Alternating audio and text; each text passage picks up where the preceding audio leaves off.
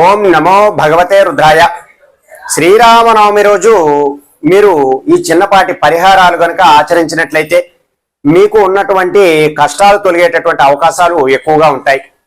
అలాగే దాంపత్య జీవితం అన్యోన్యంగా ఉండాలి, వివాహము కానటువంటి వారు వివాహము జరగాలి అనేటటువంటి వారు ఖచ్చితంగా శ్రీరామనవమి రోజు మీరు దగ్గరలో ఉన్నటువంటి రామాలయం వద్దకు వెళ్ళి అక్కడ పూజ చేసినటువంటి అక్షంతలను మీ శిరస్సు పైన ఖచ్చితంగా ధరించాలి.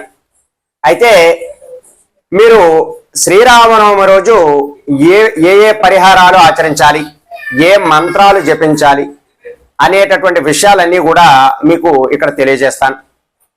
ముందుగా మీరు శ్రీరామనవమి రోజు ప్రాతకాలాన్ని నిద్రలేచి చక్కగా తలస్నానం చేసుకుని మీరు తలస్నానం చేసిన తరువాత మీ యొక్క పూజా మందిరంలోకి ప్రవేశించి రాముల వారి యొక్క రామ పట్టాభిషేక పటాన్ని గాని లేదా శ్రీరామచంద్రుడు అంటే సీతారాములు ఉన్నటువంటి పటమును గాని దగ్గరగా పెట్టుకుని మీరు ఆ పటమునకు షోడశ ఉపచారములతో పూజలు చేయాలి.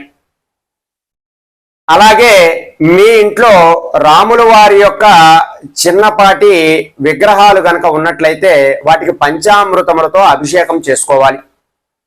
లేదు మీ దగ్గర విగ్రహాలు లేనటువంటి పక్షంలో ఏదైనా వెండి కాయిన్ కానీ లేదా రాగి కాయిన్ కానీ పెట్టుకుని పంచామృతములతో అభిషేకం చేయాలి. అలా అభిషేకము కూడా మనం పురుష సూక్త విధానముగా జరిపించినట్లయితే మనకి మంచి ఫలితాలు అనేటటువంటివి వస్తాయి. అయితే పురుష సూక్తాన్ని మీ యొక్క సెల్ ఫోన్లో పెట్టుకుని చక్కగా ఆ మంత్రంతో మీరు వాటికి అభిషేకము కనుక జరిపించినట్లయితే మంచి ఫలితాలు ఉంటాయి. ఇక స్వామివారి కళ్యాణం మీ దగ్గరలో ఉన్నటువంటి దేవాలయం వద్ద ప్రారంభమయ్యే సమయమునకు మీరు అక్కడికి వెళ్ళి స్వామివారికి పూజ చేసినటువంటి ఆ తలంబ్రాలను తీసుకుని మీ శిరస్సు పైన ధరించడం ద్వారా మీకున్నటువంటి దాంపత్య జీవితంలో ఇబ్బందులు కానీ లేదా మీ యొక్క వివాహ ఆటంక దోషాలు కానీ అన్నీ కూడా తొలగిపోయే అవకాశం ఎక్కువగా ఉంటుంది. అయితే అక్కడ శ్రీరామనవమి దగ్గర మీరు ఖచ్చితంగా స్వామివారికి పెట్టినటువంటి వడపప్పు పానకాన్ని ఖచ్చితంగా స్వీకరించాలి. ఆ ప్రసాదం స్వీకరించడం ద్వారా మీకు కొద్దిపాటి అనారోగ్య సమస్యలన్నీ కూడా తగ్గుముఖం పడతాయి. అలాగే ఇప్పుడు నేను చెప్పబోయేటటువంటి ఈ మంత్రం గనక మీరు 108 సార్లు గనక జపించినట్లయితే ఖచ్చితంగా మీకు మంచి ఫలితాలు అనేటటువంటివి వస్తాయి. అయితే ఈ మంత్ర జపం చేసుకోవడం వలన ప్రధానమైనటువంటి ఫలితం ఏమిటి అంటే ఎవరైతే ఎక్కువగా అనారోగ్య సమస్యలతో ఇబ్బంది పడుతున్నారో వారికి ఆ అనారోగ్య సమస్యలన్నీ కూడా తొలగి చక్కగా ఆరోగ్యం కలిగేటటువంటి అవకాశాలు ఎక్కువగా ఉంటాయి. ఇది గరుత్మంతుడికి ఆ శ్రీరామచంద్రుడు చెప్పినటువంటి మంత్రం. ఈ యొక్క మంత్రాన్ని కనుక మీరు జపించినట్లయితే ఖచ్చితంగా మీకున్నటువంటి ఆరోగ్య సమస్యలన్నీ కూడా తొలగే అవకాశం ఉంటుంది. ఆ మంత్రం ఏమిటి అంటే యక్షి ఓం ఉం స్వాహ. మరొకసారి చెబుతున్నాను, ఆ మంత్రం చూడండి. యక్షి ఓం ఉం స్వాహ. ఈ మంత్రాన్ని కనుక మీరు జపించినట్లయితే మీ జాతకంలో ఏదైనా అనారోగ్య సమస్యలు వస్తాయి అని మీరు అనుకుంటున్నా లేదా మీకు ప్రస్తుతం ఉన్నటువంటి అనారోగ్య సమస్యలైనా సరే ఖచ్చితంగా ఈ శ్రీరామనవమి రోజు ఈ మంత్రాన్ని చదవడం ద్వారా మీకున్నటువంటి ఆ సమస్యలన్నీ కూడా తొలగిపోయే అవకాశం ఎక్కువగా ఉంటుంది. కాబట్టి ఎవరైతే అనారోగ్య సమస్యలతో బాధపడుతూ ఉంటున్నారో వారు ఈ మంత్ర జపాన్ని ఖచ్చితంగా చేసుకోవాలి. అలాగే సంవత్సరం పొడవునా మనకి కొన్ని కష్టాలు అనేటటువంటివి ఏర్పడుతూ ఉంటాయి. అయితే అవి ఆర్థిక పరమైనటువంటి కష్టాలు కానీ లేదా మనం భరించలేనటువంటి కష్టాలు కానీ ఉంటాయి.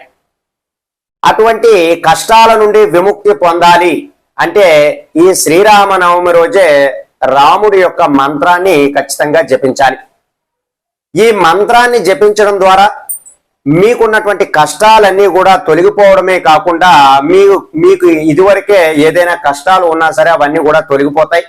అయితే కష్టాలను తట్టుకునేటటువంటి శక్తి కూడా మనకి లభిస్తుంది. తద్వారా చక్కనైనటువంటి పరిష్కారం కూడా మనకి ఆ రాముల వారి దయ వల్ల ఖచ్చితంగా లభిస్తుంది.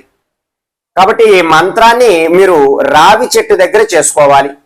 ఈ మంత్ర జపం అనేటటువంటిది రావి చెట్టు దగ్గర చేసుకోవడం ద్వారా రాముల వారి యొక్క అనుగ్రహం మీకు కలిగి మీకున్నటువంటి ఆ కష్టాలన్నీ కూడా తొలగిపోతాయి.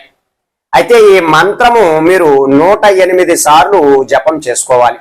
ఆ రావి చెట్టు దగ్గరకు వెళ్ళి ఆ రావి చెట్టు దగ్గర ఇప్పుడు నేను చెప్పబోయేటటువంటి మంత్రాన్ని 108 సార్లు ఏదైనా జపమాల సహాయముతో మీరు చక్కగా ఆ రావి చెట్టు దగ్గర పరిసర ప్రాంతాల్లో కూర్చుని ఈ మంత్రాన్ని జపం చేసుకుంటే మీకున్నటువంటి కష్టాలన్నీ కూడా తొలగిపోయే అవకాశం ఉంటుంది. ఆ మంత్రం ఏమిటి అంటే ఓం రామ్ రామ్ రామ్ రామ్ రామ్ రామ్ రామ్ రామ్ మమ విపదం నాశయ స్వాహ.